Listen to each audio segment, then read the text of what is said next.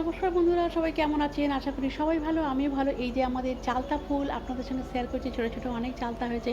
বাপের বাড়িতেও চালতা গাছ ছিল। আর করবী ফুল আবার ফোটা শুরু হয়েছে। আজকে বেশি কিছু গাছ দেখাবো না। এই দুটো গাছই আপনাদেরকে দেখাচ্ছি। করবী ফুল আবার ফুটতে শুরু করেছে। যাই হোক, এই যে দেখুন, আর ছেলের রান্না হয়ে গেছে। এই যে ভাত করেছি, রায়তা, পাহাড়ি রায়তা যেটা গতকাল করেছিলাম। আর করেছি ডিমের কারি। ছেলের টিফিন রেডি। আর তারপর আমি মেদু বড়া করে ফেলেছি। ওই যে বেটে রেখেছিলাম ডালটা, সকালে উঠেই বেটেছি। হাজব্যান্ডকে দিয়ে দিচ্ছি, আমার তো খাওয়া হয়ে গেছে। ঠিক আছে। আর তারপর দুপুরের জন্য পালং শাকের তরকারি করছি। অন্যান্য আরও অনেক কাজ করে নিয়েছি, বৃষ্টি তো হচ্ছেই। আর পালং শাকের তরকারি করছি। আজকে বিশেষ কিছু রান্না করব না। এটা আর সয়াবিন দিয়ে আলু দিয়ে ডিমের অমলেট করে কারি, এটা কোনোদিন করিনি, আজকে করলাম। তারপর পুজো টুজো করে খেতে বসে গেছি, অনেক দেরি হয়ে গেছে আজকে।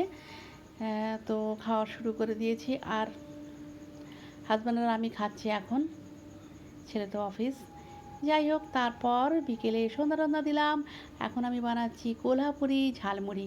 মুড়ি নিয়েছি, তারপর বাদাম আর রসুন ভেজে নিয়ে দিয়ে দিলাম। এটা কারি পাতা, সর্ষে, কাঁচা লঙ্কা, লাল লঙ্কার গুঁড়ো আর হিং সর্ষের তেলে ফ্রাই করে, কারি পাতা দিয়েছি, সর্ষের তেলে ফ্রাই করে দিয়ে দিলাম। দিয়ে ভালো করে মাখিয়ে নিচ্ছি। রসুনটা একদম নরম হয়ে গেছে কিন্তু। ঠিক আছে, ভালো করে মাখিয়ে নেওয়ার পর এই যে দেখুন, দেখিয়ে দিলাম। ভালো করে মাখিয়ে নেওয়ার পর দিয়ে দিচ্ছি রোস্টেড ছোলার ডাল, এটা মিক্সিতে গুঁড়ো করে নিয়েছি। এটা দিলাম, এটা কোটিং সুন্দর হবে, খেতেও টেস্টি হবে।